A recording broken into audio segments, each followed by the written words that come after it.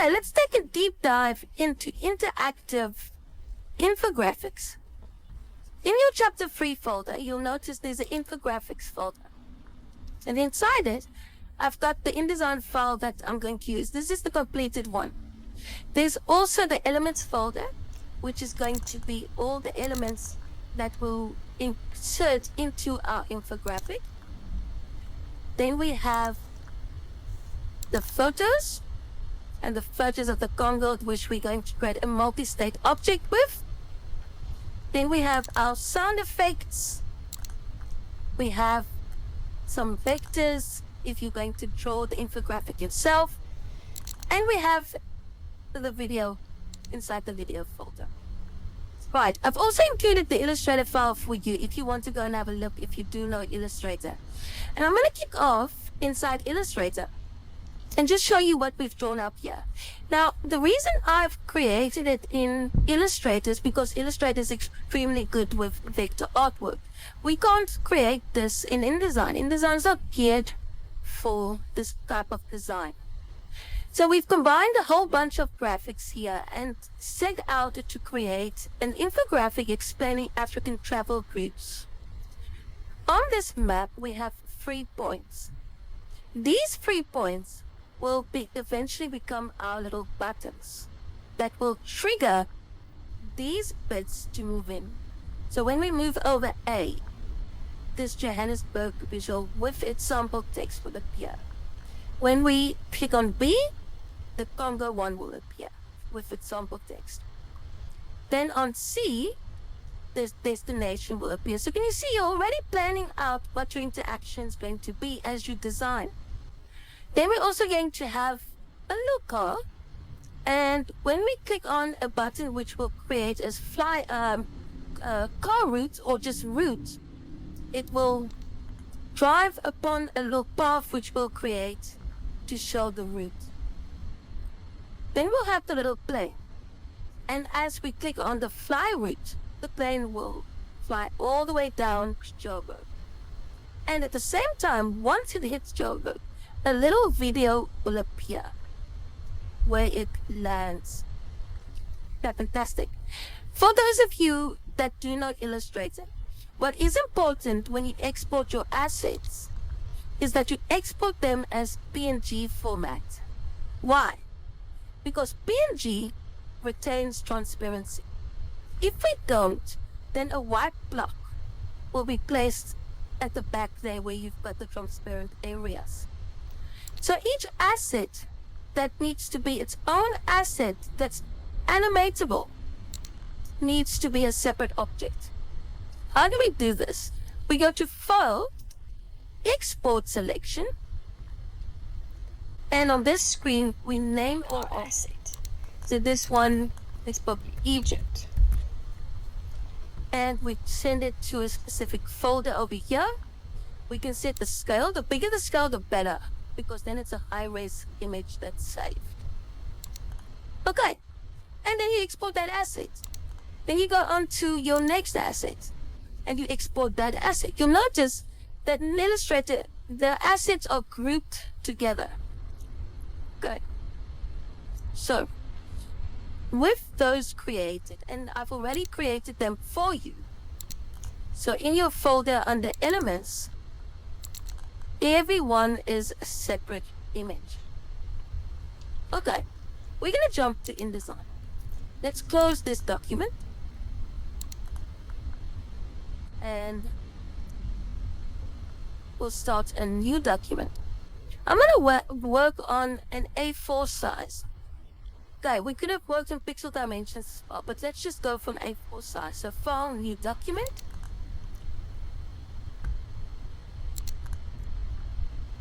And it will be an A4 landscape.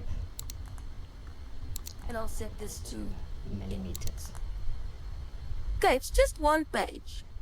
So we don't worry about any of the rest of it. We don't need bleed or anything like that. It's not a print document.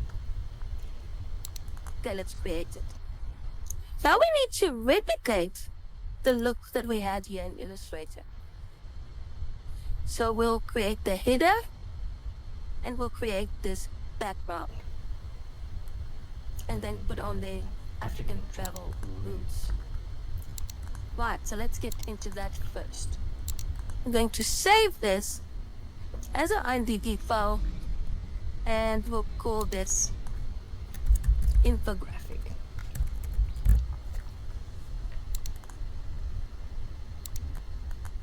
So let's create a rectangle for the background.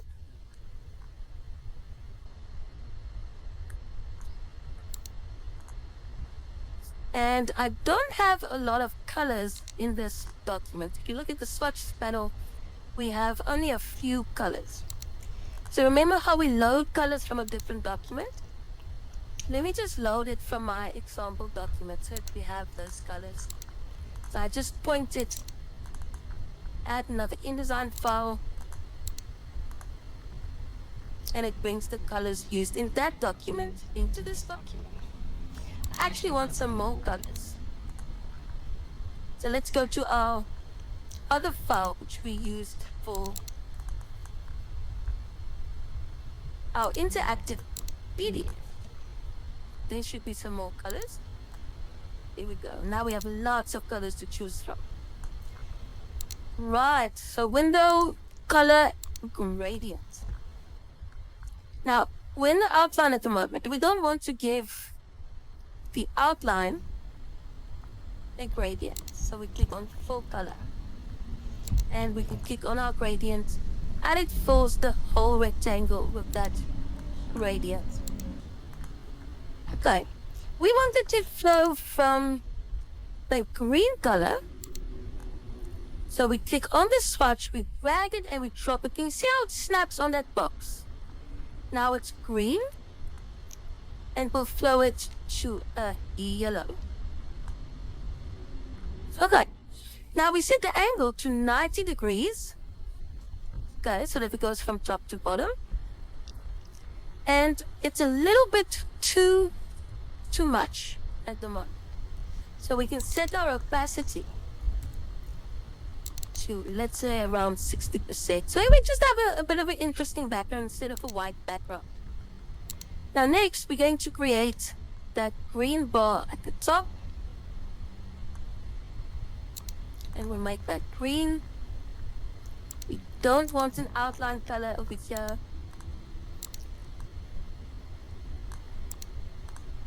And we will write in here African travel routes.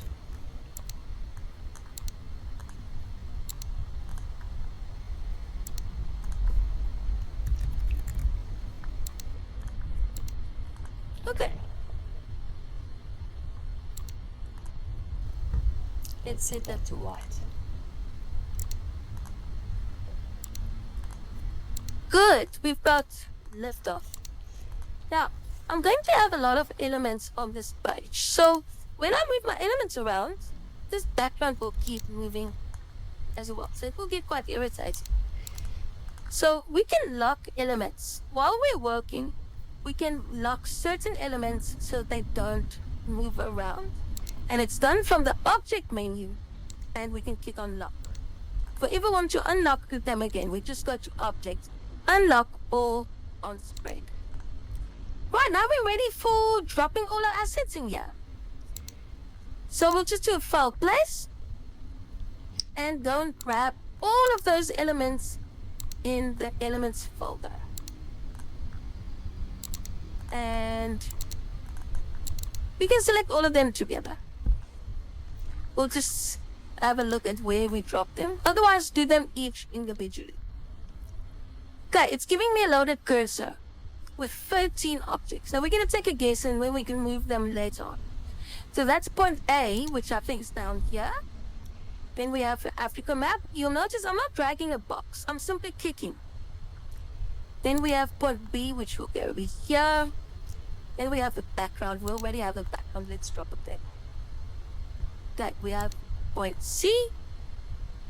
We have the little car, which is going down here. We have, what is this? Egypt. We'll drop it over here at the top.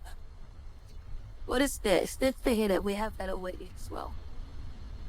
Okay, Johannesburg goes down here.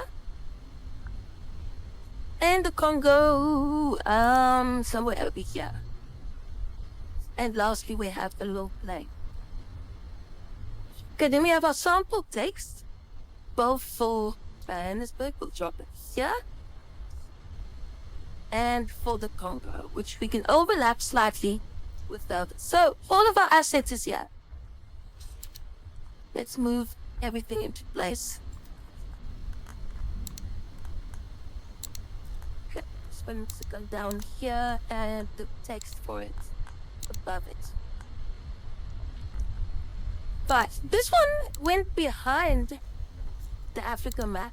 But when I click here, it keeps selecting the Africa map. I can't get to that element. So remember, when elements are behind each other, if you click on the box and you hold Control click again, it selects the object right behind that object. On a Mac, you would click Command. And now we can arrange that one point and bring it to the front. Let's set A right there. B is correct, C is correct. My plane is right. Okay, this one, the Joburg isn't in the right location yet.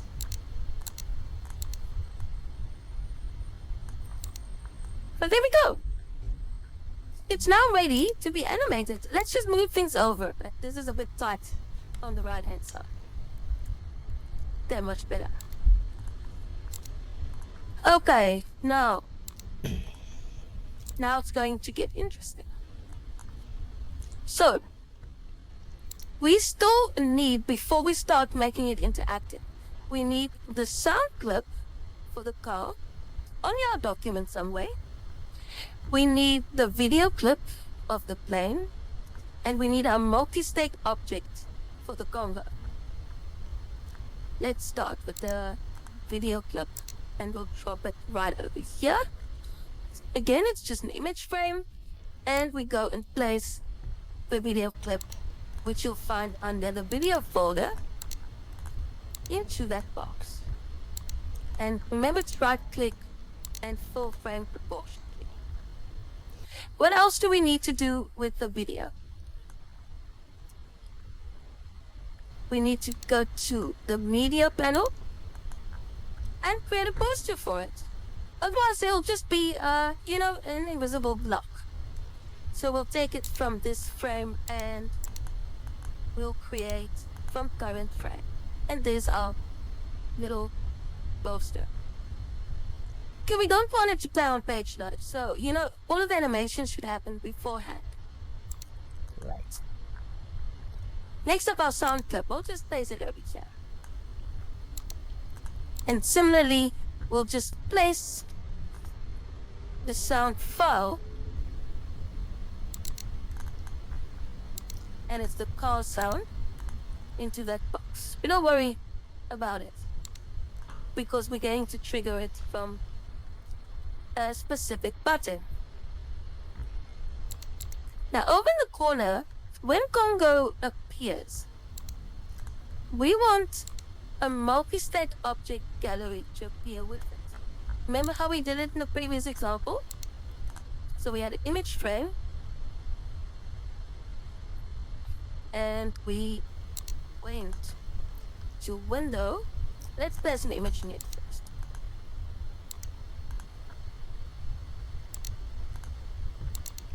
Okay, these were 4 photos. We'll just start with the flag, and we'll fit it into that box. Okay. Now remember, we went to Window, Interactive, Object States, and we created a new object, multi-state object. Let's call this one Congo Gallery.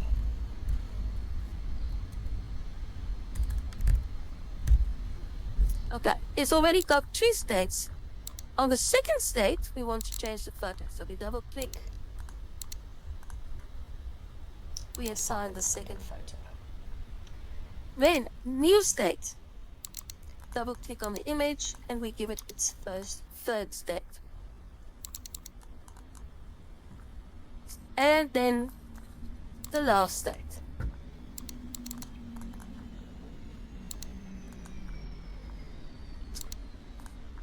Right here. What else do we need still for our multi-state object?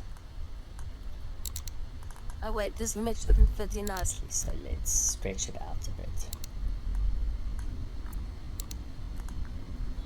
So what does a multi-state object need?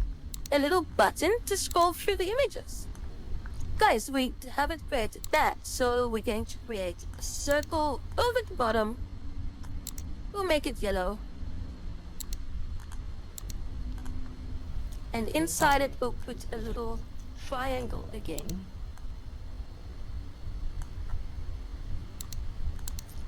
Let's make that red. And I'm going to rotate it so that it shows or looks like it's the next element. Right. These two elements should be grouped together because remember, they are the button. Both elements make up that button. Now we can go and program that button. So we'll go back to buttons and forms, and we'll say the button. What does it do? It goes to the next state. For which object? The Congo gallery. Great. So now we have this multi-state object done, and we're going to group it together. Because remember, we want to animate it, so we can't have the button and the image separately. So we have to group them together. All right, let's put this on high performance graphics just to get a crisp image. Okay, here we go. Keep it together. This will get quite rough. Good, but when you do this, think about it logically. Think about which elements should have animation and assign the animation to it and give that animation a name so that you know which one is which one. Now, the points on the map obviously will just be buttons. So we don't need any animation there unless we want to make it all fancy and make them fly in at the beginning. Let's do that. We'll select all three of them.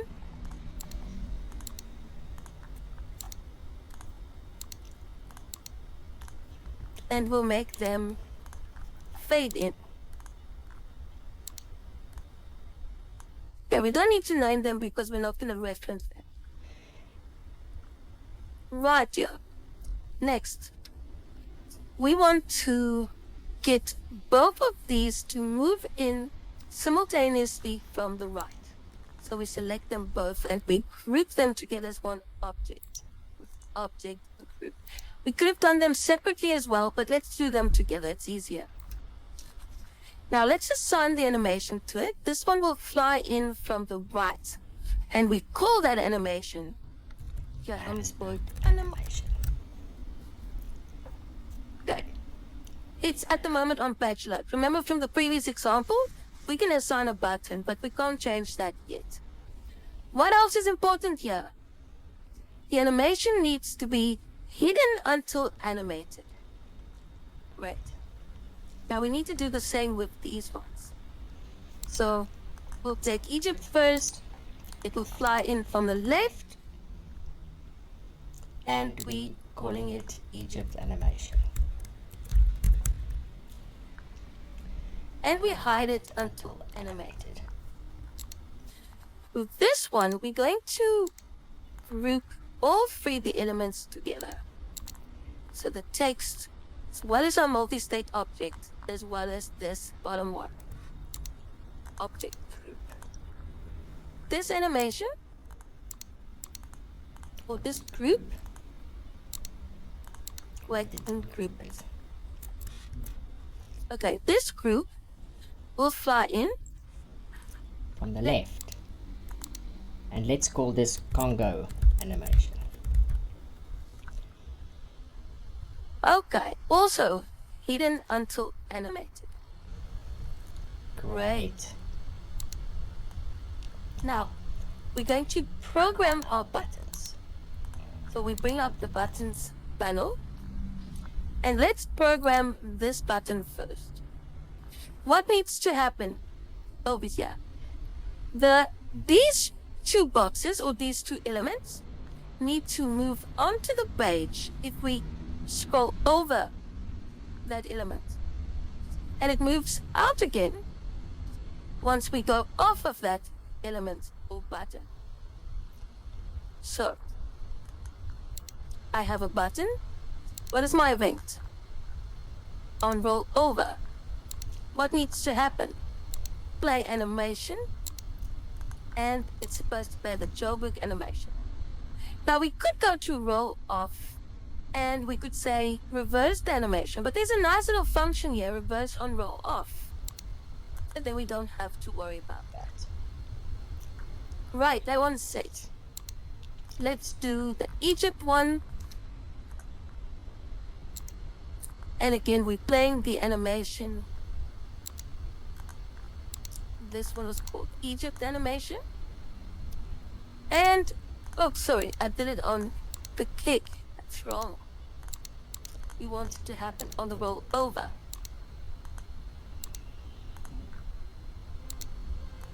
And we're going to tell it to reverse on roll off.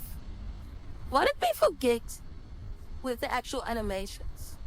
Now that they're assigned to a button, we can go back to them and we can tell them not to start on page load, but only on button event. So we do that with both. Okay, for the B button, we're not going to make it appear and disappear because there's a multi-state object here. So simply we're just going to say that once it's clicked, it needs to just appear and stay there. Okay, so for number B, we assign a button. We tell it to play the animation for the Congo on the tab. Right, so it will fly in and it will stay there. Okay, great. Now, when that element appears, and because it's staying there, we will be able to click on the button for the multi-state object. Okay, so we test out what we have so far. Let's click on the little play button, and our map will appear. Our video is there from the beginning. We know that. But oops, this animation appeared before we could click on the button. Let's first see why.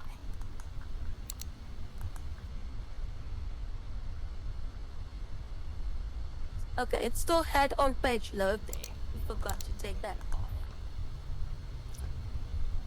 Right. Now, the plane and the car and the video was then the beginning. We don't want that. So we'll assign an animation to the plane, video, and make it fade in. And we call this video clip so that we can control it. What do we want? We want it hidden until animated. Good, so we can call it later. Now, both the car and the plane is going to have path animation. Okay. Now, how do we do that? In order to make an element follow a certain path in its animation, we need to draw that path, and we use the pencil tool to do so. So we're going to tell the car, drive from here, over here, and up to the Congo. So we've got that line now. Wait, my little car disappeared. Make sure that you don't create the line on top of the element. Okay, so it will go from here, over there. Now, we select both the car and the line. And over on your animation panel is this little button. It says convert to motion path. Now the car will, for this duration, let's make it 4 seconds. It's going to move along that path, and we'll call this the car animation. Got it. Is it supposed to happen on page load? No, because we're going to create a button for that. What else needs to happen here? It must be hidden until animated. Great. Next up, let's do the plane. So I have nothing selected, and we draw the little path for the plane to fly. So we'll start it here and fly it like that all the way down. We select both the plane and the line. We set the motion of the animation. Let's make this 5 seconds. And we call it plane animation. And hide until animated. Okay, great stuff. Now we don't have the little buttons that says fly route and route. So we have to go and create them quickly. We'll just make a rectangle. And we'll make it white. No full color. White. Oh, sorry. White. And inside it, we will just put another text box and we'll say get route.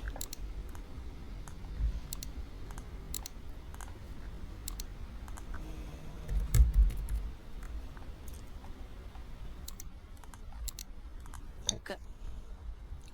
And we'll, of course, because it's one button, we need to group both elements together. Let's copy that for the plane. And we'll just paste it over here. And this one we changed to fly route. Okay, our 2 buttons is ready. Now, let's assign the car animation to this button. So what is the action? Is it on release or tap? Yes. And then it has to play an animation and we need to play the car animation. But at the same time, we want to play that sound clip after the animation has happened. So we can click on sound and select the sound clip. You could have had a voiceover explaining the route, you know, anything like that. What do we need to remember now that we've assigned the button? This car animation was done on page load. We don't want that, so now we have to go and untick it. Good, let's do the fly route button. What's that button supposed to do? Play the plane animation. What else? It needs to play the animation that brings the video clip up. And it was called video clip. But, so the plane will fly first all the way down here, and afterwards, this animation of the fade in of the movie clip will appear. And now you can press play on the video. Okay, we're gonna save this document. It's all thumbs, it's all going to be correct. So go file and publish online.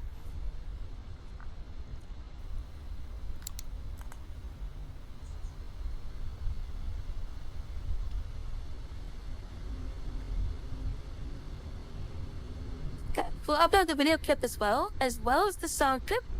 So let's give it a moment. And there we go. We've got the link, and you can put that link in email on your website. And there's our final infographic.